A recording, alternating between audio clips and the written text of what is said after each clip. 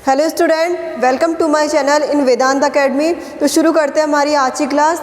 आज की क्लास के अंदर हम जो रीट हमारी जो है रीट का जो एसएसटी है उसको हम पढ़ने वाले हैं। जो रीट लेवल 2 है उसकी एसएसटी को हम पढ़ेंगे।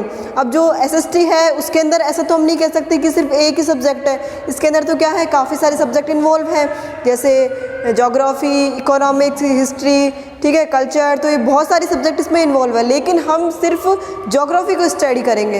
ये जो वीडियो है या और भी जो आने वाले वीडियोस होंगे, सिर्फ हम ज्योग्राफी को स्टडी करने वाले। तो रीट लेवल 2 की जो ज्योग्राफी है उसी को हम पढ़ेंगे, ठीक है। तो हम वीडियो को स्टार्ट करते हैं, लेकिन उससे पहले आप मेरे चैनल को सब्सक्राइब कीजिए और बेल आइकन को प्रेस कीजिए, जिससे आपको टाइम टू टाइम अपडेट्स मिलती रहे, ठीक है। तो शुरू करते हैं। आज का जो वीडियो है इसके अंदर हम राजस्थान का जो भूगोल है, जो राजस्थान की ज्योग्राफी है उसको हम पढ़ने वाले हैं। राजस्थान का भूगोल किसको पढ़ेंगे? राजस्थान का भूगोल को। अब देखिए, राजस्थान का भूगोल को ही क्यों चूज़ किया मैंने। आप स्कूल लाइफ में भी पढ़ते हैं तो आप क्या करते हैं, पहले फर्स्ट क्लास पढ़ोगे, सेकंड क्लास पढ़ोगे, थर्ड क्लास पढ़ोगे, इस तरीके से होता है। या आप ऐसे करते हैं कि 12th पढ़ लिया, 10th 11th पढ़ लिया, फिर 10th पढ़ लिया, ऐसा तो नहीं होता है ना। पहले आप नीचे से ऊपर की तरफ जाते हो। तो वही चीज़ है यहाँ पे भी। हम ऐसा तो नहीं करेंगे कि पहले वर्ल्ड ज्योग्राफी पढ़ेंगे, फिर इंडियन ज्योग्राफी पढ़ेंगे, फिर राजस्थान ज्योग्राफी पढ़ेंगे, ऐसा नहीं है। हम सबसे पहले राजस्थान की ज्योग्राफी पढ़ेंगे, क्योंकि हमारा जब बेस क्लियर होगा तो आगे तो हम अपने आप पहुँच जाएंगे, ठीक है। तो हमको पढ़ना है राजस्थान का भूगोल। जो राजस्थान की जो ज्योग्राफी है उसको हम पढ़ेंगे। अब देखिए, जो आज का जो वीडियो है इसके अंदर हम सिर्फ सिंपल सिलेबस क्या है हमारा उसको हम स्टडी करेंगे कि सिलेबस क्या है। आप लोग क्या है, बहुत सारी किताबें ले आते हैं, बहुत सारे नोट्स ले आते हैं, लेकिन नहीं, ऐसा नहीं करना है। बिल्कुल सिंपल सा फंडा है कि क्या सिलेबस है और 1 बाय 1 टॉपिक को उठाना है, उसे क्लियर करते चलना है, ठीक है। तो जो राजस्थान का जो भूगोल है इसके अंदर हम सिर्फ 2 चीज़ों को पढ़ते हैं। कौन कौन सी हैं देख लीजिए। एक तो है स्थिति और एक है भौतिक प्रदेश। पहला तो है स्थिति और दूसरा है भौतिक प्रदेश। भौतिक प्रदेश, ठीक है। पहला तो कौन सा है? स्थिति, और दूसरा है भौतिक प्रदेश। अब देखिए, आपको ऐसा लग रहा हो कि सिर्फ 2 ही टॉपिक। हाँ जी, बिल्कुल 2 ही टॉपिक। क्यों? क्योंकि ये जो 2 टॉपिक हैं इसी के अंदर क्या किए हुए हैं, जो 8 पार्ट किए हुए हैं इनके, उनको 8 पार्टों को अलग अलग से क्या किए हुए हैं, डिवाइड किए हुए हैं, ठीक है। उनको अलग अलग तरीके से समझाया हुआ है। तो लेकिन ये 2 टॉपिक यदि आपके क्लियर हैं तो आपको world geography, India geography, Rajasthan geography पढ़ने की कोई ज़रूरत नहीं है। लेकिन पहले ये 2 टॉपिक क्लियर होना आपका बहुत ज़्यादा इंपॉर्टेंट है। ऐसा ही नहीं है ये सिर्फ कि रीट के लिए इम्पोर्टेंट है। ये हम RAS या कांस्टेबल कोई भी एग्ज़ाम हो तो उसके अंदर हमको सब में पढ़ना ज़रूरी है। ज्योग्राफी को तो हमको पढ़ना ज़रूरी है ही, क्योंकि जैसे हम रीट की भी बात करें तो जो हमारी SST के जितने भी क्वेश्चन आते हैं, जो क्वेश्चन आते हैं उसमें 35% क्या होता है, ज्योग्राफी के क्वेश्चन आते हैं। मतलब 35% क्वेश्चन किसके होते हैं? ज्योग्राफी के, ठीक है। ऐसा नहीं है कि सिर्फ राजस्थान की ज्योग्राफी के, कंप्लीट जो ज्योग्राफी है, जो भूगोल है, उसी के आते हैं। तो देखिए, राजस्थान का जो भूगोल है इसके अंदर हमें सिर्फ 2 चीज़ें पढ़नी है। कौन कौन सी? स्थिति और भौतिक प्रदेश। अब जैसा कि मैंने आपको बताया कि अलग अलग पार्ट किए हुए हैं, अलग अलग तरीके से हम उनको पढ़ते हैं। तो देखिए, अब स्थिति तय करेगी कि विस्तार क्या है। अब स्थिति क्या तय करेगी कि राजस्थान का विस्तार क्या है ना, ठीक है। स्थिति तय क्या करेगी कि विस्तार क्या है। अब देखिए, आपसे कोई क्वेश्चन करे कि जो ग्लोब है हमारा, जो विश्व में मतलब जो ग्लोब है उसके अंदर राजस्थान की स्थिति क्या है। अब आप कैसे बता पाओगे? आप ऐसे बता पाओगे कि आपको पता होगा कि जो हमारा राजस्थान है उसके देशांश के मध्य मतलब विस्तार कितना है। राजस्थान का विस्तार हमारे देशांशों के मध्य कौन कौन से देशांशों के मध्य है, कौन कौन से अक्षांशों के मध्य है, तभी तो आप बता पाओगे। अब ये कौन तय कर रहा है? ये स्थिति तय कर रही है। कौन तय कर रहा है? ये स्थिति तय कर रही है। तो स्थिति आपको पता होना ज़रूरी है, ठीक है। अब देखिए, स्थिति हो गया, विस्तार हो गया। अब जो विस्तार है वो क्या तय करता है? वो तय करता है आकार या आकृति।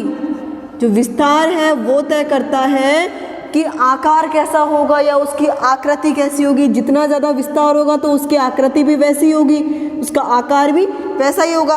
तो ठीक है, ये 3 टॉपिक हमारे क्लियर हो गए। हम इनको आगे एक एक टॉपिक को लेके पढ़ेंगे, अभी सिर्फ हम सिलेबस देख रहे हैं, ठीक है। तो सिलेबस देखने का भी एक तरीका होना चाहिए। आप डायरेक्टली बुक उठाते हैं, उसमें एक टॉपिक, पहला टॉपिक स्टार्ट कर दिया, उसमें आप चालू हो गए रीडिंग मारना, नहीं, ऐसा नहीं करना है बिल्कुल भी। आपको करना है 1 बाय 1, आपको एक एक टॉपिक को पहले आपको पता होना चाहिए कि सिलेबस क्या है हमारा। सिलेबस पता होगा तभी आप आगे चल पाओगे, ठीक है। उसके बाद देखिए भौतिक प्रदेश। अब भौतिक प्रदेश क्या करता है, भौतिक प्रदेश तय करता है कि चट्टान क्या है। भौतिक प्रदेश क्या तय करता है कि चट्टान क्या है, ठीक है।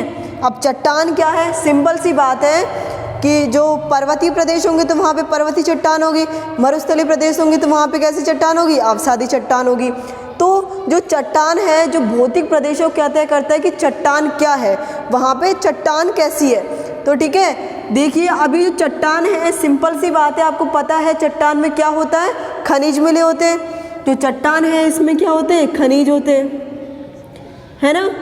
सिंपल सी बात है तो कि जो चट्टान है इसमें क्या मिले होते हैं, खनिज मिले होते हैं। अब देखिए आपको पता है कि जो कोयला है वो क्या है, कोयले में कौन सी चट्टान होती है, अवसादी चट्टान होती है ना। सिंपल सी बात है, कोई आपसे पूछे कोयले में कौन सी चट्टान होती है, अवसादी चट्टान होती है।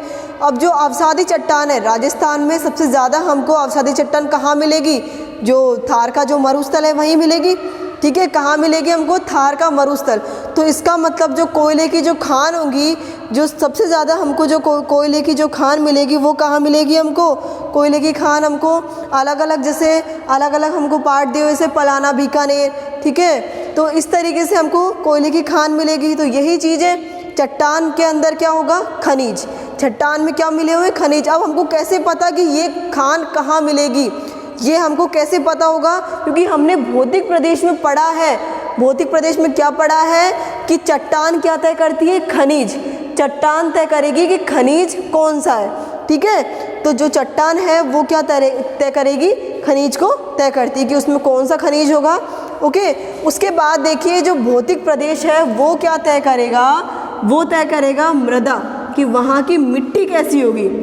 जो भौतिक प्रदेश है वो क्या तय करेगा कि वहाँ की मिट्टी कैसी होगी। अब देखिए जो चट्टान है यही तो टूट टूट कर मिट्टी बन जाती है, चट्टान ही तो क्या बन जाती है, टूट टूट के मिट्टी बन जाती है। जैसे आपसे क्वेश्चन करे कि राजस्थान का जो थार का मरुस्थल है वहाँ पे कौन सी मिट्टी पाई जाती है, सिंपल सी बात है, ये तो कौन सी पाई जाती है, रेतीली बलुई मिट्टी पाई जाती है। उसका साइंटिफिक नेम क्या है, एंटीसोल।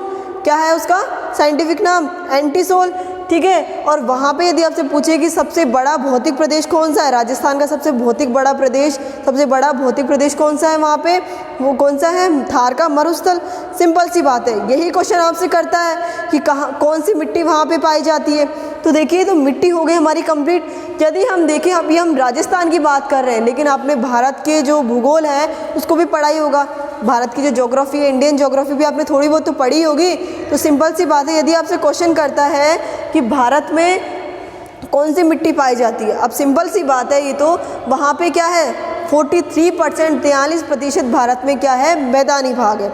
तो मैदानी भाग यदि होगा तो कौन सी मिट्टी होगी, जलोढ़ मिट्टी। सिंपल सी बात है, कौन सी होगी, जलोढ़ मिट्टी। अब इसका क्या बोलते हैं हम, एंटीसोल, ठीक है। एंटीसोल तो सॉरी हम उसको बोलते हैं, और इसको बोलते हैं हम एल्फीसोल, ठीक है। कौन सी बोलते हैं, एल्फीसोल। तो जो जलोढ़ मिट्टी होगी सबसे ज़्यादा क्या है, मैदानी भाग है। तो मैदानी भाग जहाँ पे होगा वहाँ पे क्या होगा, जलोढ़ मिट्टी होगी, ठीक है। और इसी पे क्या करता है वो, राजस्थान को और भारत को क्या करता है, कनेक्ट कर देता है। दोनों ही क्वेश्चंस को क्या कर देगा, वो कनेक्ट करेगा। कैसे करेगा कि भारत में एंटीसोल मिट्टी पाई जाती है ना। तो भारत में जो एंटीसोल मिट्टी कहाँ पाई जाती है, सिंपल सी बात है, थार का जो मरुस्थल है उसका विस्तार कहाँ है, सबसे ज़्यादा विस्तार कहाँ है, राजस्थान में। और राजस्थान में भी कहाँ पे, जो हम डेली रखते हैं, कौन सा, पश्चिमी राजस्थान। तो ये हो गई हमारी मिट्टी कंप्लीट। सिंपल सी बात है, बिल्कुल इजी सी चीज़ें हैं जो हम याद करते हैं, मतलब हम पढ़ते हैं उसी में से आता है, लेकिन हम जो पढ़ के जाते हैं वो हमें नहीं आता है। ऐसा ही कुछ होता है ना, हम जो पढ़ते हैं उसी में से आता है क्वेश्चन, लेकिन हम जो पढ़ के जाते हैं वो नहीं आता। ऐसा ही होता है। तो उसका डिफरेंस क्या है, उसमें पढ़ने का तरीका होना चाहिए, ठीक है। तो ये हो गई हमारी मिट्टी कंप्लीट। उसके बाद देखिए भौतिक प्रदेश तय करता है कि वहाँ की जलवायु कैसी है। क्या करता है, कि वहाँ की जलवायु कैसी, भौतिक प्रदेश तय करता है वहाँ की जलवायु कैसी है। और मिट्टी और जलवायु तय करते हैं कि वहाँ की कृषि कैसी है। मिट्टी और जलवायु क्या तय करते हैं, वहाँ की कृषि और वनस्पति तय करते हैं। ओके, जो मिट्टी है और जलवायु है वो क्या तय करते हैं, कृषि और वनस्पति, मतलब वहाँ की कृषि कैसी है, वनस्पति कैसी है। अब आपको पता है कि जो मरुस्थल की जो वनस्पति कैसी होगी, मरुस्थलीय वनस्पति, उसको क्या बोलते हैं हम, ज़ीरोफाइट। सिंपल सी बात है, ये तो हमको आता है, इजी क्वेश्चन है ये तो, कि जो मरुस्थल है इसकी क्या होगी, वनस्पति कैसी होगी, मरुस्थलीय होगी, उसको क्या बोलते हैं हम, ज़ीरोफाइट। ठीक है, अब जैसी कृषि और वनस्पति होगी वैसे ही वहाँ पे क्या होंगे, उद्योग होंगे। ठीक है, क्या होंगे, वैसे ही वहाँ पे उद्योग होंगे, और उद्योग होंगे, उद्योग ज़्यादा होंगे तो क्या होगा, जनसंख्या ज़्यादा होगी, है ना, क्या होगा, जनसंख्या ज़्यादा होगी।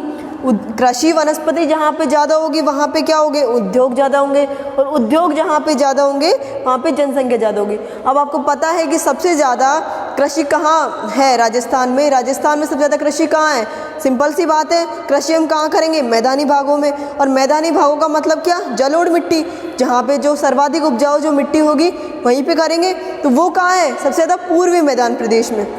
कहाँ पे है सबसे ज़्यादा जलोढ़ मिट्टी, कहाँ है हमारे राजस्थान में, पूर्वी मैदानी प्रदेश में। ठीक है, आप देखिए ये उद्योग हमारा एक कृषि वनस्पति कंप्लीट हुआ। ठीक है, उसके बाद देखिए जहाँ पे कृषि ज़्यादा होगी वहीं पे उद्योग भी ज़्यादा होंगे, और उद्योग ज़्यादा होंगे तो क्या होगी, जनसंख्या भी वहाँ पे ज़्यादा होगी, और जहाँ जनसंख्या ज़्यादा होगी और क्षेत्रफल कम होगा तो जनघनत्व भी क्या होगा, वहाँ पे ज़्यादा होगा।